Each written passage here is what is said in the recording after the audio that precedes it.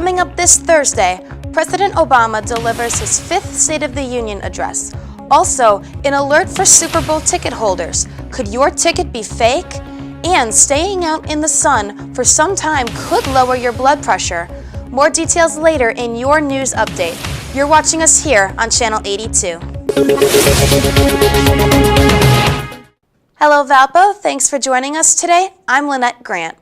Last night, President Obama gave his fifth State of the Union address.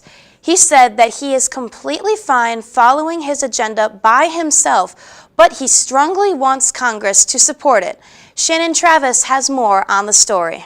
What's going on, man? It's a rare occasion for Washington politicians often engaged in political combat to come together. The President of the United States. Thank you.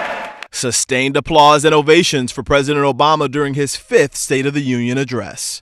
It is you, our citizens, who make the state of our union strong. Yet also plenty of opportunities for criticism. The president tackling topics and calling for action on issues that separate Democrats, Republicans, and everyday Americans.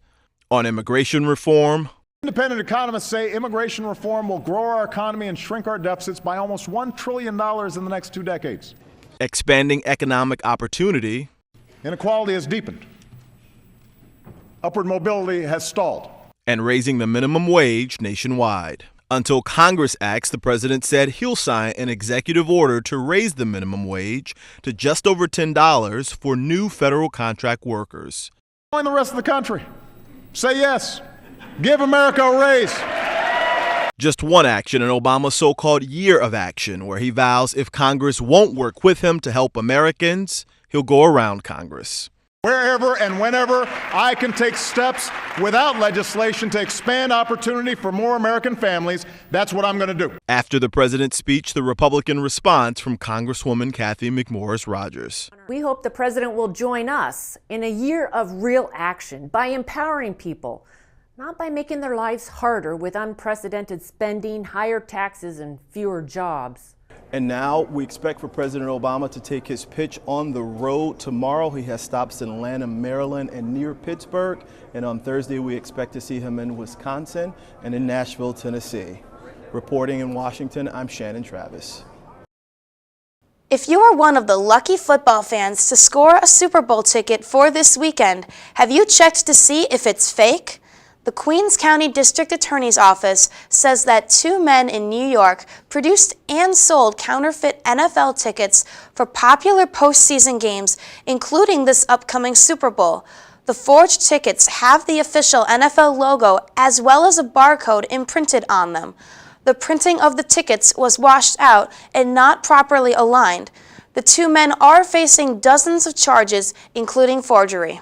A new study in the Journal of Investigative Dermatology states that staying in the sun for some time can bring benefits to lowering your blood pressure. Researchers exposed volunteers in a lab to ultraviolet A radiation that's equivalent to spending 30 minutes in the summertime sun in southern Europe. The results showed that the individual's blood pressure dropped, but they did not know why. Despite the benefits, too much exposure to the sun can still put you at risk for cancer. Southwest Airlines has added international flights and new destinations to their schedules.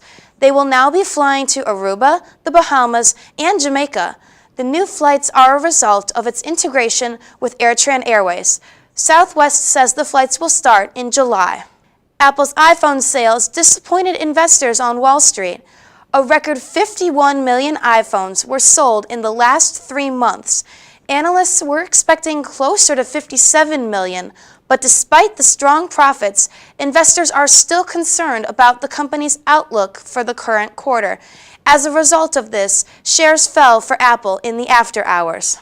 We're always curious to know who will be performing at the Super Bowl. And for this year, Queen Latifah will be singing America the Beautiful during the pregame show. She sang in 2009 for the 44th Super Bowl game with the New Orleans Saints and the Indianapolis Colts. This will be her second time singing at the Super Bowl. And that does it for your Thursday news update. To stay up to date on all news, weather, and sports, like us on Facebook and follow us on Twitter at ValpoVUTV. Have a great day, Valpo.